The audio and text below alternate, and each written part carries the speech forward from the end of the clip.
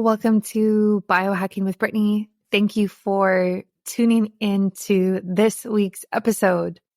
This is a place where I talk about health and wellness and biohacking, and I am a registered holistic nutritionist who focuses on women's health, but also focuses on biohacking as well, and kind of combines the two in a unique way with content online, with working with clients, and with my new course that's coming out actually very soon. So thank you for joining me. This is one of my favorite things that I do in my business, to be honest. And I know I've had a bit of a slow ramp up this year for 2024. I typically produce 2 episodes a week, and I promise you that we will be getting back to regular scheduling.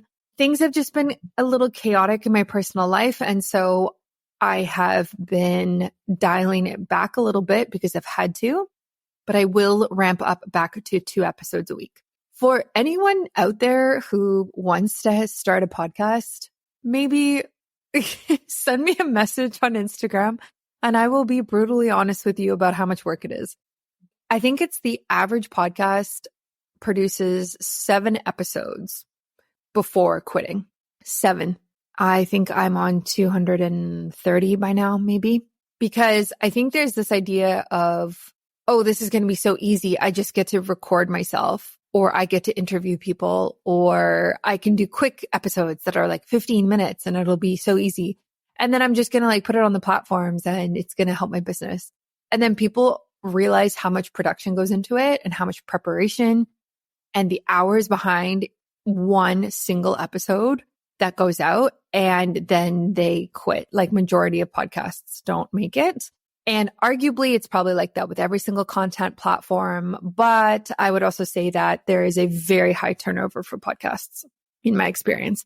And I also think that the biggest podcasts on the platform, on Apple Podcasts, on Spotify, are the ones that are, especially in the health space, arguably they have over 500 episodes, or they were previously famous prior to producing the podcast episode. So, if a celebrity comes out with a podcast, like say like Goop, like with Gwyneth Paltrow or anything like that, or like a reality star comes out with a podcast, right? So it's just interesting when you are neither a celebrity or have over 500 episodes and you're trying to continue to produce your podcast. It is a lot of work. And that's why all of the reviews that you leave actually matter. They really help the show chart in different countries, and they really help the show be found by new people. And so the feedback really actually does make a big difference, especially for small shows. So I just want to encourage you to support your favorite creators and support your favorite podcasters on any type of platform, because it helps small businesses so much, so much, especially when it's positive reviews. I read all of the reviews. There's not a single one I've never seen. And so the good and the bad, I read them. And that's kind of my take on that. But enough about podcasting. I mean, that's not what you're here for. So today we are talking about biohacking, of course, but I want to talk about the common questions that I get. Now, I've done a lot of Q&As on my podcast so far. Different times of the year I do them. Sometimes I poll people on Instagram or maybe my newsletter and say, hey, what do you want me to talk about? What do you want me to answer? And then for this episode today, I was thinking, what are the questions that I get all the time? Like, what are the answers that I'm constantly copying and pasting or repeating myself or explaining to people? So I kind of came up with this list. Some of this is new, some of this is not, and it does definitely change. So this is very reflective, I would argue, of the last 6 months, and probably in the next few months will probably stay the same. And this is just kind of what I'm answering in my DMs on social media, to be honest. This is what strangers ask me about, followers, comments, all sorts of things. And likely because it's reflective of my own content, or they found a podcast episode that was released, or they found this TikTok video and they want to know more about this one concept and blah, blah, blah. And so that's kind of what today is like I'm answering your common biohacking questions that I get. this is a wide range of topics and is suited for everybody to listen to. And I think you are going to get a lot out of it. Okay, first up, when should women fast?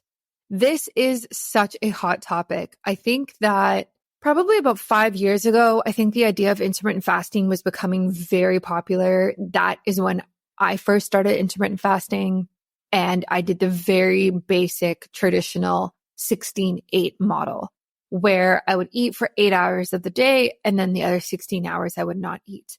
And I would do this basically every single day. And I would have water and coffee during the time that I was fasting. And then I would eat regularly during the time that I wasn't. And this was before we kind of understood that maybe this principle of intermittent fasting actually doesn't really do great things for women. And maybe is a little too harsh on women's bodies and hormones and cycles and sleep. And that is exactly what I found. So I was doing it all the time. I definitely saw benefits of it. I am not going to lie. I'm not going to say there were no benefits.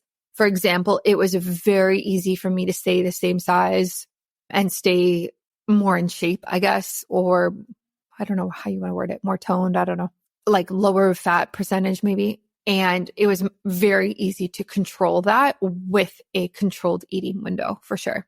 Then when I was doing it all of the time, I had some significant changes in my sleep where I was waking up multiple times throughout the night and I couldn't sleep. And I was waking up to pee and I just had, I don't know, I had food cravings or my blood sugar was dropping in the middle of the night. So I'd wake up. I don't know. And I also didn't have my Oura ring at the time. So I actually didn't track my sleep. And so I wasn't aware of, I guess, the implications of it. And so I took a step back, and now this is quite a common narrative of the way that women are, the way that our hormones are, our cycles are. Intermittent fasting is likely not the best day in and day out for us, especially women who are pre-menopause. So it's a little different if you're post-menopause, which I'm going to talk about. But to start with, like premenopausal women in those fertile years, this is not something you really want to be doing every single day. We can look at, some of the research that kind of backs this up. So a study published in the journal Cell Metabolism in 2016 found that women might benefit from shorter fasting periods. Longer fasts could lead to hormonal disruptions affecting menstrual cycles and reproductive health. That's not surprising. So even just looking at that in general, it's like, okay, shorter fasting periods. What does that mean? Right? And then there was another study that was done in the Journal of Clinical Endocrinology and Metabolism in 2015. And this highlights that women's responses to fasting can be influenced by factors such as age, BMI, and metabolic rate. Women with irregular menstrual cycles or hormonal imbalances should approach fasting cautiously, and consultation with healthcare professionals is advisable. So what this is basically saying is that women's bodies are a lot more sensitive to repetitive fasts and longer fasts than men. Women's hormones work on a 28-day cycle, typically, not everybody, but typically, versus men's hormones typically work on a 24-hour cycle. And so we can't expect to have this restrictive eating window day in and day out and expect our bodies to react the same when on a hormonal level, we're actually different every single day. So then the question becomes, okay, fasting isn't great for women in their fertile years, but when can I do it? How can I do it? How can I bring this in as a biohack and benefit from it without this disruption? So the answer to that is a lot of women now fast in their luteal phase. So we have the menstrual phase, we have the follicular phase, we have the ovulatory phase, and then we have the luteal phase. Luteal happens after you ovulate, but before your period.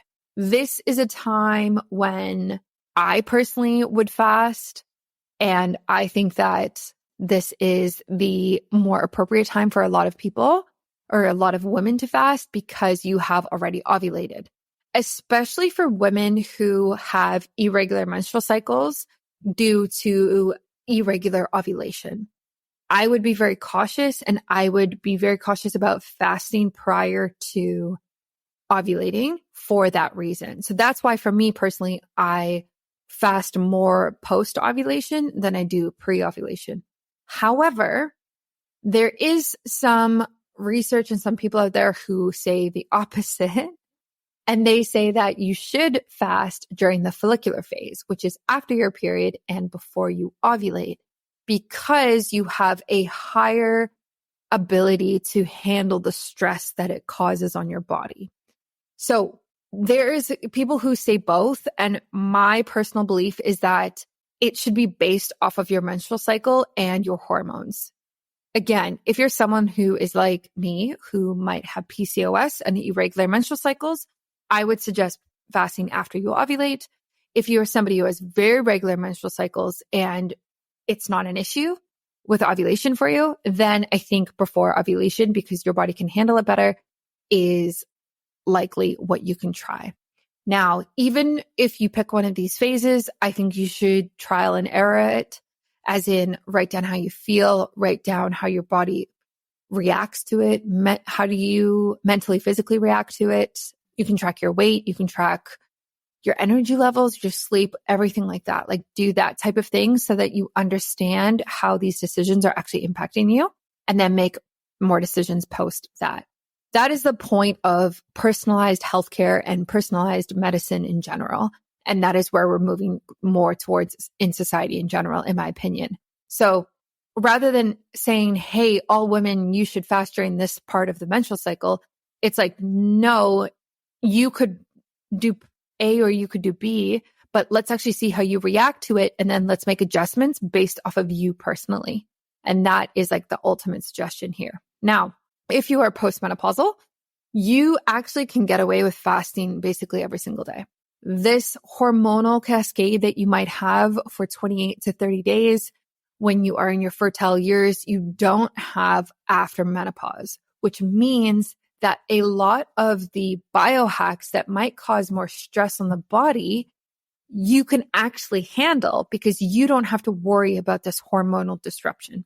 So if it were me personally, if I was postmenopausal, I would likely be intermittent fasting every single day now, for sure. Because I think the cellular health benefits that come from fasting, the longevity benefits that come from fasting are worth it. Easily worth it. Like the autophagy, the cleanup that happens, the like how good it is for your gut and like your metabolism, and just it goes on and on and on. And so I would really, that would be me for sure, is like taking away food and like just being cautious of it. I think the other thing here that we should talk about and just mention briefly is that you don't have to do intermittent fasting every single day. You can do shorter fasts. You can do longer fasts. You could do a 3-day fast once every 2 months, or you could do every other day you intermittent fast, or you do a 5-day fast once every quarter. There's so many different ways to do it now that I would really encourage you to look outside of the cookie cutter 16-8 method that has been so popular and figure out what works best for you. January is here. Can you believe it? How are you doing with your New Year's goals and resolutions? Mine are pretty easy: to focus on my well-being. And we all know that the foundation of well-being is a good night's sleep. So if I could do just one thing to improve my sleep and overall well-being, it is taking the number one mineral for that, which also helps me personally on so many levels, I can't even fully describe it. Yes, I'm talking about magnesium. Actually, I'm talking about that magnesium breakthrough from Biooptimizers. This product has 7 different types of magnesium in it, which is involved in over 300 enzymatic reactions in the body. Pretty much every function in your body gets upgraded when you take magnesium, from the quality of your sleep to your brain function, to your mood, metabolism, stress levels, everything. And let's face it, even if your 2024 resolution is not to focus on your health, as it is mine, how are you really going to be able to achieve your goals if you're not sleeping well and if you're stressed out? You honestly need magnesium. So get the Bioptimizer's full spectrum magnesium. It is my favorite. I take one every single day. And you can go to my website with it, which is biooptimizers.com/biohackingbrittany, and use my discount code biohackingbrittany to get the biggest discount possible, which I'm super excited for you. So that's biooptimizers.com/biohackingbrittany. And my code is biohackingbrittany as well. And that will get you a big discount off of magnesium and all of their other products as well. So enjoy that. And I hope your New Year's resolutions and goals are going well. Okay. Moving on to question number 2, bioidentical hormones. What is the deal? Whew, man, when I released my bioidentical hormone episode last year, I got so many questions about it. And it's interesting how many of you are, I guess, just interested in this topic, but also just feel like, why wasn't I aware? Like, why wasn't I aware that I could take something like bioidentical progesterone cream and it could help with X, Y, and Z? And I think it's a little frustrating that that is how you're feeling. And that's what you're going through, because I wish it was more commonplace and more well known that there are alternatives for you. And this is actually very interesting timing. So my mom, who is postmenopausal, has been going through a lot personally. And I saw her over the Christmas break and I said, Mom, I think you should go on some bioidentical hormones. Okay. Here's why. I noticed this pattern in you. You are very stressed. You are not sleeping well. You seem to be struggling with your mental health and being balanced and mood balancing. And I think your hormones are kind of all over the place. Now, you no longer have a cycle, so you're no longer ovulating. She had a hysterectomy, but her ovaries are still intact. And so the production of estrogen to progesterone happening for her right now is very low. And I think that bioidentical hormones for her could really change that. So she's an occupational therapist. She works in hospitals. And she was, we've had many discussions about it. And so her original thought was, oh, I've heard of HRT, which is hormone replacement therapy. And, it can increase chances of cancer in women. And I was like, no, okay, first of all, we're not talking synthetic hormones here. I'm talking bioidentical hormones. So we had to go through this whole discussion of the differences between those two. And then I said, okay, let's start you on progesterone and not estrogen, progesterone, and let's see how that makes you feel. And also, let's get your hormones tested. So that's kind of what we're working on right now. I actually want to send her a Dutch panel. I've actually just started working with Dutch. If you know what Dutch is, basically it's an at-home hormone test. There's for men, for women, for thyroid, for adrenals, for every type of thing like that. And it is a urine test. I think they're all urine. And essentially it's one of the best functional medicine tests that you can get that takes a look at your hormones. So I'm going to send that out to her, get her tested so that we know what we're working with, put her on some bioidentical hormones and some other, biohacks and things like that, and then see what happens. I think there's a lot to be said about this. I think she was very shocked. The same kind of narrative that I'm getting in my DMs of, why didn't I know about this? Why didn't I know? Why didn't my doctor say, hey, you can take this cream and it's actually going to help you fall asleep. And it's going to make you happier within 30 minutes because it produces happy hormones in your body. And it's actually natural. So the side effects are lower. And just this narrative, she's like, I had no idea. And I was like, yeah, I know. Not a lot of people talk about it. It's not super mainstream yet. So I've put her on progesterone cream. The company that I use is called Platt Wellness. That's Platt. I will link them in my show notes for you. They're on my website, on my shop. I have a discount code with them. You can go and use it. And they have estrogen and bioidentical estrogen cream and progesterone cream as well. They ship to Canada. They ship all over the US. And it's awesome because you, as the consumer, client, patient, can actually just order it yourself. You don't have to go to your doctor and say, hey, I want to do this thing. Can I have permission? You can just go ahead and do it. I will say, I encourage you to do your research and make sure that you are somebody who could benefit from it. And I also encourage you to get your hormones tested if you can, to make sure that you are in a place where you can take something like bioidentical hormones in order to benefit from them. So a couple of research studies talking about it, a comprehensive review published in the American Journal of Medicine in 2005 compared bioidentical hormones with synthetic hormones in hormone replacement therapy. The review suggested that bioidentical hormones might offer advantages, including potentially lower risks of breast cancer and cardiovascular issues. The other one, which is an analysis in Climacteric, the Journal of the International Menopause Society in 2017, emphasized the importance of personalized medicine in HRT, tailoring hormone therapy to an individual's hormone needs and levels and symptoms may improve outcomes. So that one is a little more just generalized and saying, hey, personalized medicine needs to become more of a thing. But it also just really shows that HRT and some bioidentical hormones can be really helpful for you. So this is what I would suggest. I think for all the women listening who are premenopausal like myself, I have personally taken progesterone cream. And when you are in these years, you want to be taking it during the second half of your cycle. So progesterone spikes after you ovulate, and we really want to support that spike. We don't want to be adding it in during the first half because it might disrupt estrogen and that delicate balance. So when I was taking it, I was doing it after ovulation before my period. I would take the cream, I'd put it on the back of my neck at night or the inside of my elbows because the skin is very thin there and it gets absorbed quickly. And I would honestly feel better within 15 minutes, half an hour, especially when I was stressed, especially when I was burnt out last year. And yeah, I just remember feeling relief. And with my husband, I actually will give it to him sometimes because men have obviously progesterone as well.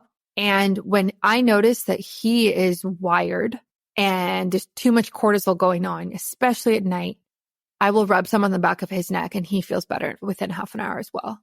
So I really encourage you to look into this if you want to do bioidentical hormones. On the Platt website, there is a digital guide for free that you can get that is all about these hormones. My mom downloaded it. She said it was fantastic and she learned so much from it. I would really suggest you read that and then order from them if you want, obviously, but just start there. I'd also suggest you listen to my podcast episode with them. We talk about it a lot, and I actually should re-listen to it because we talk about giving it to babies to help with colic for the progesterone cream. We talk about all sorts of things. Maybe I'll have them back on my show. It was a very, very interesting episode. So I would dive into that. And if you're feeling like I'm doing everything, my nutrition is on point, I'm moving my body every single day, I'm getting outside every single day, I've biohacked my sleep to the nth degree, my food is all organic, I've removed toxins from my life, I sauna every week, all these things, I have good relationships, I have good community, but maybe you're still having some sort of symptom or issue.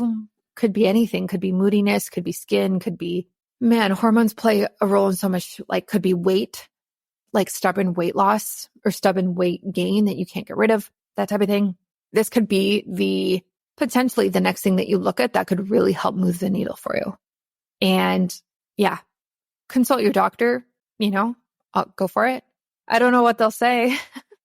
Depends on the type of doctor. I'm a little, suspect of doctors these days. So that's my personal opinion. And yeah, so I have two of the Platt Wellness tubes in my house, and I like it because I can just use it when I need it. I can give it to my husband when he needs it. I'm not on it currently because I don't feel like I should be or need it, but it's almost like kind of part of like your home first aid kit, like your medicine cabinet. It's like, oh, you have this thing if you do need it. And yeah, that's that. Okay, next, raw milk. How do I get raw milk? What are the benefits?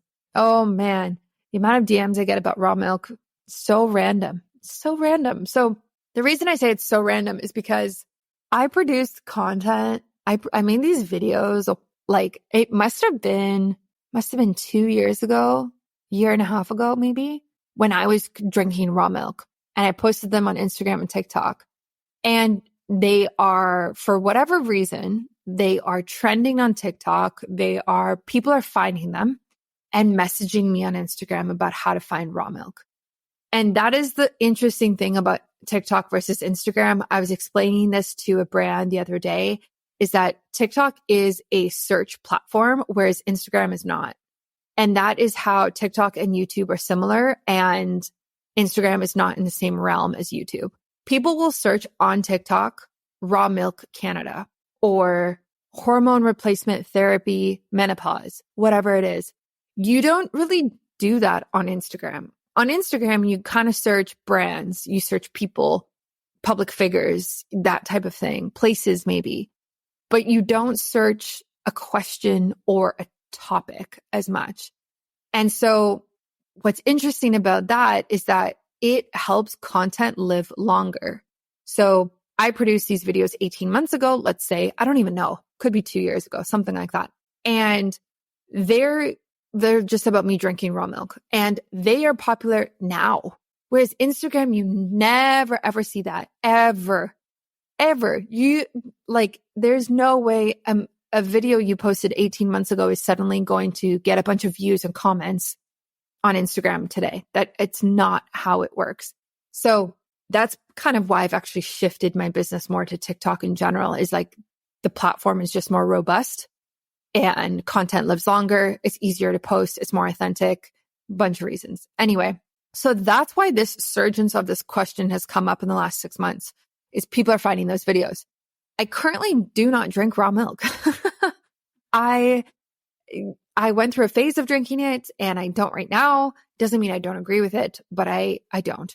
So in Canada, raw milk is illegal, which is a joke. But anyway, it is illegal. It is illegal to sell it. It is illegal to buy it. And there are ways around it. And so my DMs are always like, how do I get raw milk in Toronto? How do I get raw milk in BC, Nova Scotia, all these different places? So here is what I have to say. The way that I did it, I don't even know how I figured it out. I don't know. I just researched online maybe. I found a Facebook group that's still up there, and I'm still a part of it. And it's called BC Raw Milk. In this Facebook group, you post, as a consumer, you post where you are and you say, hey, I'm looking for raw milk in this region. Someone will reach out to you and they will say, yeah, I know a farmer. This is where you get your raw milk. This is how much it costs. This is where the meetup is. This is when, that type of thing. You cannot go to the farms. You do not meet the farmer directly. You meet a third party. I had to pay in cash. Like, it's a very black market. It's ridiculous. I had to pay in cash. My story was just so funny. It's just so funny because I was like, okay, I'm going to order this raw milk. So I was getting raw milk for a while, and you get it in jugs. You have to bring the cash. So I go to this town that's like an hour away from my place, and I'm pulling up to this house in suburbia. Okay. And this guy comes out of the house with this raw milk, and I didn't know what I was expecting because you don't really know who you're talking to online, what they look like in person. Anyway, he just like gave me his address, and he's like, this is the time and the place. So I show up by myself, which I don't know if was the best idea, but anyway, show up by myself.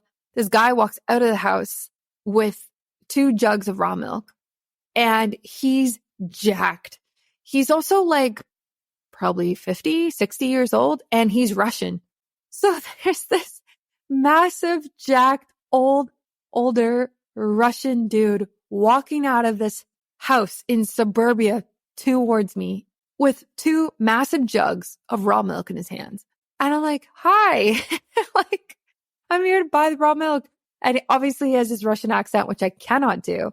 And he was really nice, and it was fine. And I guess I didn't assume that I'd be buying from like a bodybuilder, but that's completely what he was. And so he was such a nice guy, and he hooked me up with like eggs and some other things too.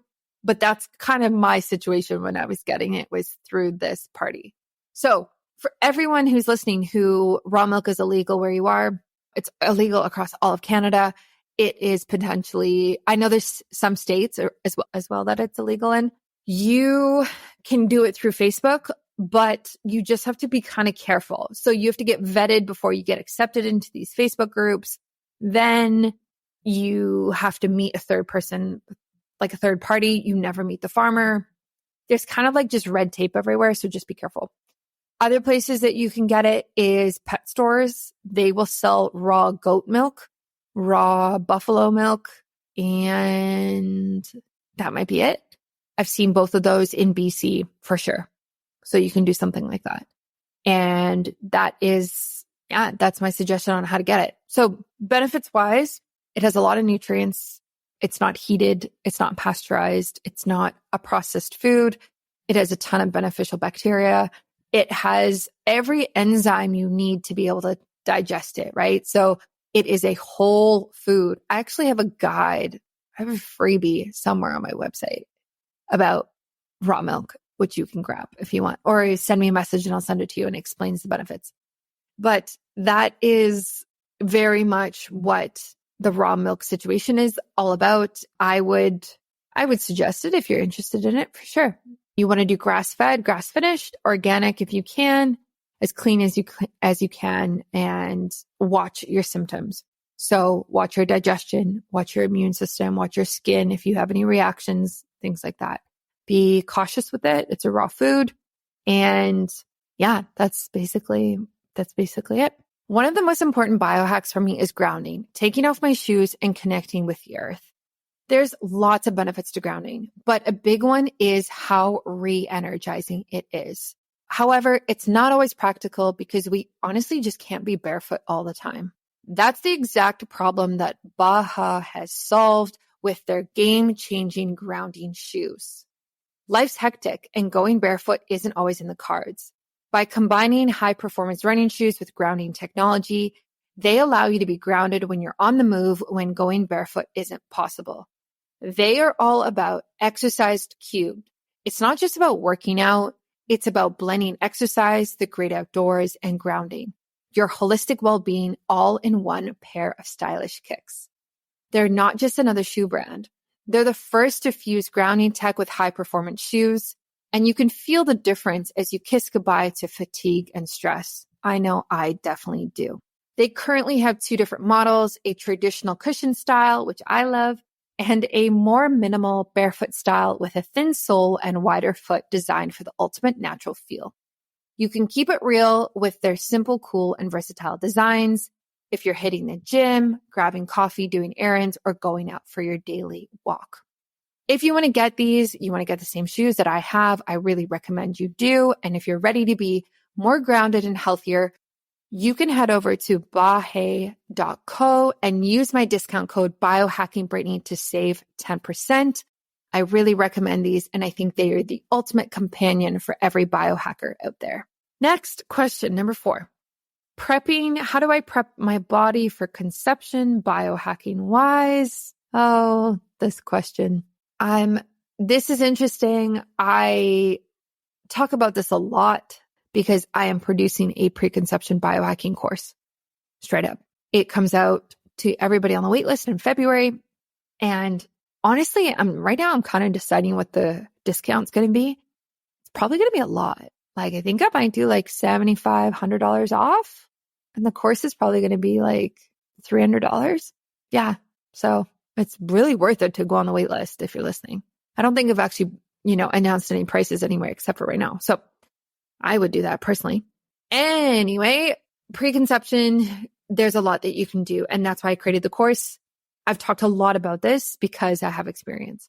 I went through this and it was a journey. That's for sure. I remember in the beginning when I was like, okay, I want to have a baby sometime in the next 2 years. What can I do right now to be healthy or prepare my body? How can my husband prepare, right? How do I improve egg quality? How do we improve sperm quality, motility, the sperm count, mobility of the sperm, all of that? And I was like, okay, like, where is the information on this? And then you Google it or you research it and it's basically like, hey, take a prenatal and eat some fruits and vegetables. Well, yeah, no shit. Like, I'm already doing that. I'm a biohacker. What do you mean? Like, what do you mean that's it? Come on. And I just remember being shocked at the lack of proactive approach to fertility in general. And with the amount of people struggling to conceive, I think it's like 1 in every 5 couples struggle to conceive these days. I am shocked that there's not more people talking about this. So there's people talking about like fertility and how to optimize for IVF and those types of things. But it's like, whoa. Let's take a step back here and let's actually talk about how healthy you are in general before you start trying to conceive or while you're trying to conceive. So for example, I will not name this couple, but I know a couple they do not listen to this podcast. There's no way. So it's fine anyway. I know a couple through a friend of a friend, and I spent the weekend with them, I don't even know, like 8 months ago, something like that. And they were currently trying to conceive. They had been trying for, I think was it 3 years? Something like that. 3 years maybe. They were, I want to say mid-30s, both of them. And they were not successful. And I remember talking to them about it and listening to what they had to say and how so many things that they were doing were what their doctor said, but actually didn't really make sense in order to become healthier. So for example, there was a hot tub at the hotel we were staying at. So the husband wasn't going in the hot tub, which is fair. That's part of my program. You want to reduce the amount of heat that sperm are susceptible or exposed to, for sure. But when I looked at their diets on what they were eating that weekend and how much alcohol they both consumed, how much wine and like things like that, and like talking to them about supplements and stuff, there was like such a lack of any of that. Such a lack of understanding that nutrition is so important for building a healthy body and for building a healthy womb, eggs, and sperm. They were not on any type of supplements that would help any of those factors. There was no lifestyle modifications, including things like detoxing. You know, obviously you want to detox before you get pregnant, not while you're pregnant. And so there was no talk of, you know, enough water every single day, like hydration, or a sauna therapy, or a cold therapy, a hot cold therapy practice, or exercise every single day, or getting outside. Like these basic lifestyle things that maybe I think are basic, but they thought, holy, that's a lot of work. We're not doing that. So I think it was just so interesting that they were like so wrapped up in and so upset that they hadn't been successful for 3 years, yet their lifestyle and their choices didn't really reflect the decisions that they should be making in order to be healthier, in order to get pregnant. And obviously I didn't say anything. I'm not about to give unsolicited advice, but I just thought it was really interesting. And then fast forward, they started doing IVF and they did get pregnant in the last 6 months with IVF. Now, IVF is a massive investment financially. I think it's like between $10,000 to $15,000. Plus, it is very hard on the woman's body because you are injecting hormones, synthetic hormones into the woman's body to get more eggs out, essentially. So, you know, that kind of like really fueled my fire of how do we educate people to be healthier so that they are more successful? How do we get them to eat more healthy fats and stop drinking alcohol? Stop smoking weed. Stop using cannabis. Cannabis is terrible, especially for sperm quality. It is so bad. It's also terrible for testosterone levels in men. And there's so much research that supports those things. Those are not me making up those things. So I was really shocked when I started my journey, and I was also fueled, and I'm doing a huge episode on this coming up. I don't know, in a month. I'm doing a huge episode on this. And honestly, when I had a misdiagnosis of PCOS, when I was going through all of my irregular menstrual cycles, last summer I had a hemorrhagic cyst on my ovary. All of that fueled this idea of how do I become the healthiest version of myself so that I can get pregnant? And I just wish there were more people talking about what I could do and how to do it. And yeah, I just really struggled. I really struggled with who do I turn to? And the only resource that I can give you right now, other than my podcast and my social media channels and my course that's coming out, is that Andrew Huberman did a podcast episode last year on fertility. It is 4.5 hours. And every single thing that he says in that podcast episode is part of my preconception cleanse plan that I have and part of my course. And I just want to say that I created my whole plan or cleanse. I don't know what I'm calling it prior to listening to that. And I had been already talking about it. It's called Baby Steps. And then I listened to that podcast episode and I was like, damn, this proves all of that. This is all of the research studies. This is everything that I have been talking about to prove that, hey, we should be taking a break from alcohol, cannabis, and we should be, replacing plastic with glass and these types of things to reduce our toxins. And we should be detoxing all these things. So if you want something right now today that you're like, hey, I need this resource because I need to know more because I'm doing this right now, go listen to that podcast episode. Just search like Huberman Lab fertility and you will find it. It came out in January of 2023, I think. Anyway, so that is my recommendations for you. And if you really care about this, seriously join my waitlist. There's hundreds of you on there right now. You could get up to $100 off. Like that is more than enough reason for you to do it. And I really just want to help enhance your fertility and preconception and get you on the right track and get you guys pregnant. Okay. Following up with that, the other question I get all the time is number 5, best pregnancy biohacks. Holy, the amount of people who ask me about this is wild. This is because nobody talks about biohacking during pregnancy because it just seems like, what do you mean? You could biohack your pregnancy? That sounds absurd. Like, I guess you could try to be healthier, but what do you mean biohack? So if you haven't listened to my podcast episodes on this, please do so. I will link them in the show notes. There are a couple episodes about this already out there. Again, I will be producing more episodes this spring and summer about it. And I would really do a deep dive into those resources because I kind of go through some things that you might not know about that can really help during pregnancy. There is a lot out there about, nutrition, exercise, supplementation during pregnancy. Obviously that can help. But I would, there's so much I say in those episodes. I feel like I can't even really dive into it now, but I would really take a look at that because I just think it's a great resource. The other thing that I would say, I guess I can say a couple things right now about it, is that I would be cautious about the recommendations that you get for pregnancy. If you're somebody who understands biohacking, which you likely are, and you understand optimal health, optimized health, personalized health, when your doctor or your midwife or your doula even says something, I would take it with a grain of salt and make the decision for yourself. For example, you could have somebody who says to you, yeah, I don't think you should be eating sushi. However, there is research out there that proves that the chance of you getting salmonella, listeria, or any other bacterial infection or issue from raw fish is actually significantly lower than eating lettuce that has not been washed.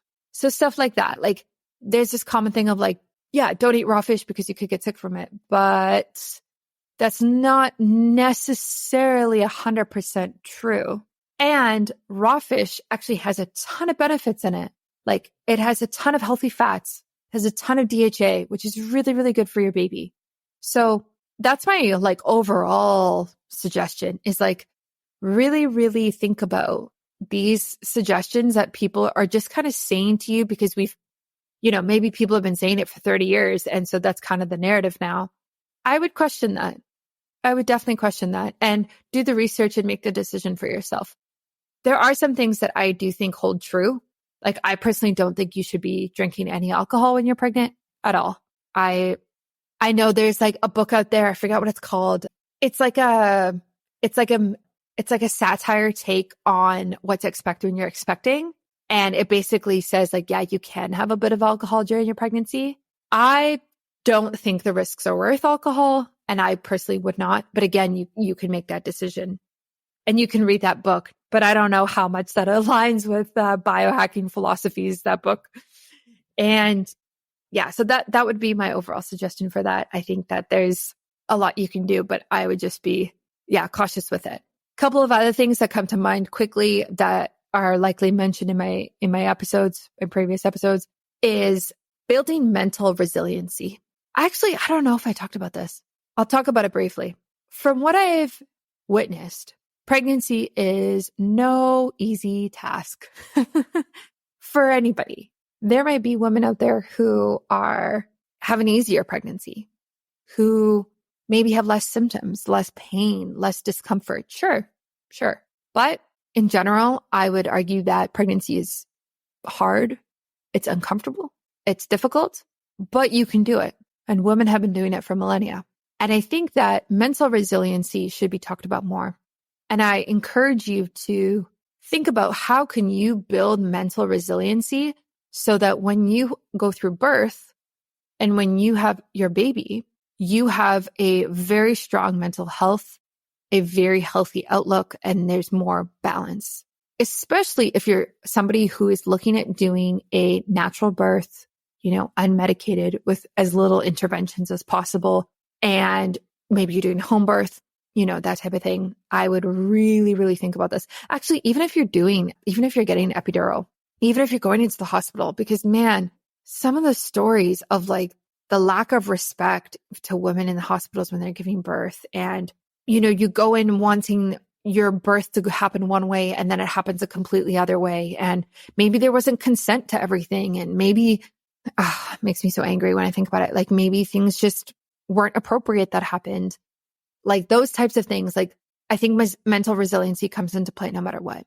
So I think there are ways to biohack mental resiliency during 9 months of pregnancy so that you are better equipped. Now, for example, a great one for this is cold therapy, because cold therapy is so uncomfortable. If you have done any type of cold shower for 30 seconds, ice bath, cold dunk, cold swim, cold plunge, polar bear plunge, whatever you've done, you know how uncomfortable it is, how hard it is. Now, think about that for a moment.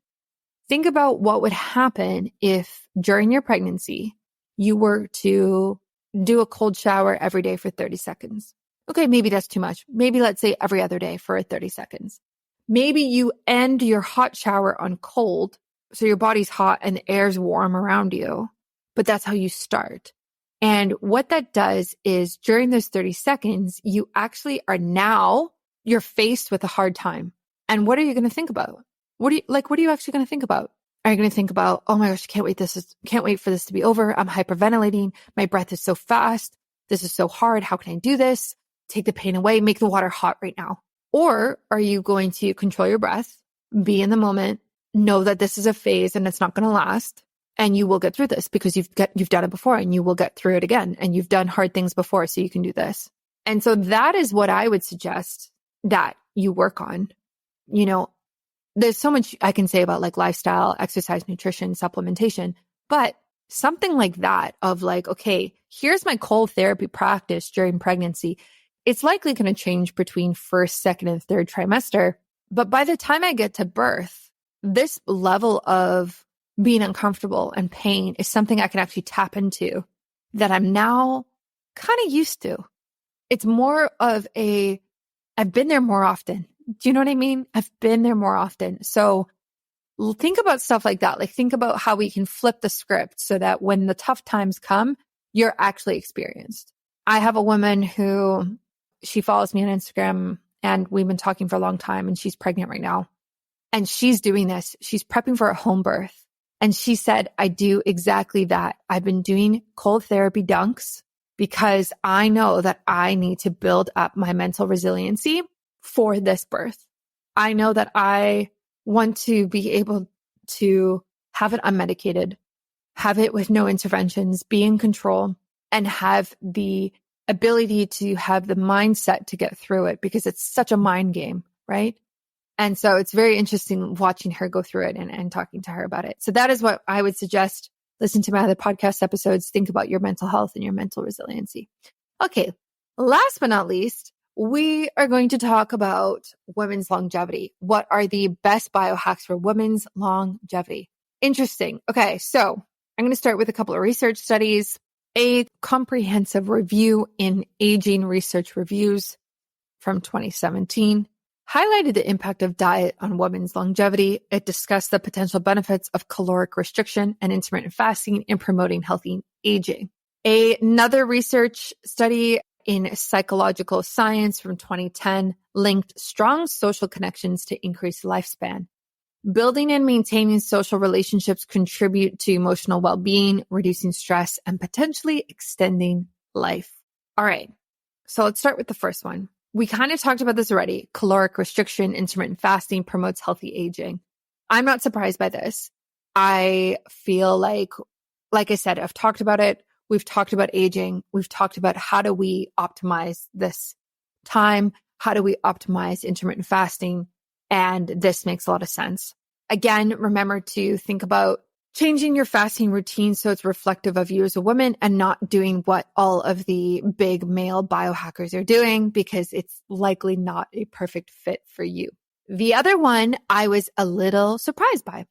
So we're talking about building social connections. And this is very interesting. I've been thinking about this a lot, and I've been thinking about this a lot as I transition my life into a new phase, as we are potentially moving right now, which we're not going to get into. And I've been thinking a lot about friends. Where are my friends in real life? And I have friends in Ontario, I have friends in BC, I have friends in the States. And when you work online, it's really hard because you don't have this place that you're going to work and you have these coworkers and you have this camaraderie and you're at the water fountain, that type of thing. And I think it's interesting that when we talk about women's longevity, social connections come up because it's arguably why one of the reasons women live longer than men typically is because women typically have more friends than men. We typically are more likely to seek out doing things with friends than men, I would say. Like, let's go get coffee. Let's go for a walk. Let's go to the spin class together. Like those types of things. Like, let's see people. And I think that it makes sense that it contributes to longevity. Now, I think this is hard. I think in today's day and age, we are more online and connected through tech than we've ever been. And we are less connected in person than we've ever been. And I would argue that the connections online likely do not contribute to longevity as much as the connections in person. So with that being said, what do we do about it? And it's hard because as you get older, it's harder and harder to make friends. When you're in university or in school, you're exposed to so many people your similar age who likely have similar interests. So these friend groups kind of happen automatically. You kind of make them right away. But how do we get back to doing that? And honestly, you just have to put yourself out there. And this has been a hard lesson for me to learn. I think what happened with myself personally was I went online in 2018. We moved to New Zealand for a year. We were working online. I was very lonely in New Zealand, even though I was probably the fittest I've ever been was actually in New Zealand. Anyway, I was very lonely because we didn't have any friends there. Then I came back to Canada. I came back to BC. And then in 2019, and then the pandemic hit in 2020. So during those years of the pandemic, we didn't really see friends nearly as much or family nearly as much. Nobody really did, especially in Canada. And then after that, I continued to work online. And what I found was it was really hard for me to come out of the pandemic and be like, oh, what am I doing this weekend? Who am I seeing? Let me make plans. I was so used to working every single weekend, working online, watching TV, spinning on my Peloton, going for walks by myself, doing all of these biohacking things alone, sitting in my one-person sauna at home alone, that there was no social connection there. And it was very hard for me to actually come out of that habit, those forced habits that happened. And even now, I still notice it. So I think the only way around this personally is through creating community in person, is like by putting yourself out there. I don't think there's an easier way. I don't think there's a hack. I know that there is community software like Mighty Networks, which I'm using. I know that we have WhatsApp for group chats, and group chats are all the rage. I get all of that, and I think it plays an important part, but I still think we need the in-person aspect. And so my suggestion to you is, likely you are somebody who is out of school. And so I would say find a common interest where you can meet people who are like you. For example, I worked at Lululemon for a while, met a couple of my best friends who are still my best friends today. But now it doesn't apply anymore because I work online and I don't have that type of atmosphere around me. Now I think, okay, let me go to a yoga class. Let me go to a hot yoga class. What are the types of people who are going to a hot yoga class? Let me go to the community sauna. Same thing. Community sauna can be a little iffy, not going to lie. There's a lot of old dudes in there. Anyway, but those types of things. If you are a mom, joining the mommy and me groups, that's huge. Especially if your kids are similar ages, the mommy and me fitness classes, the mommy and me walking groups, the ones that are made for the kids of like swimming lessons, library time, music class, whatever it is. Those are the places where you'll be able to find other people who are like you. So I really suggest doing something like that and putting yourself out there, and for your longevity. And I actually think, as I think about my goals for 2024, I actually think this will be one of them, because I'm such a biohacker. When we reframe things and someone says to me, hey, do this thing, it's actually healthy for you, then I actually take it seriously.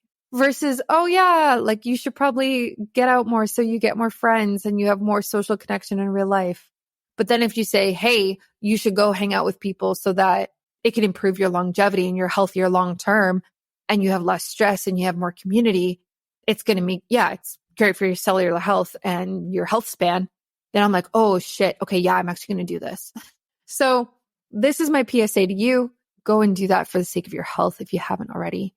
Put yourself out there. Maybe make it your goal this year. Talk about it with your spouse, with your kids, with your current friends.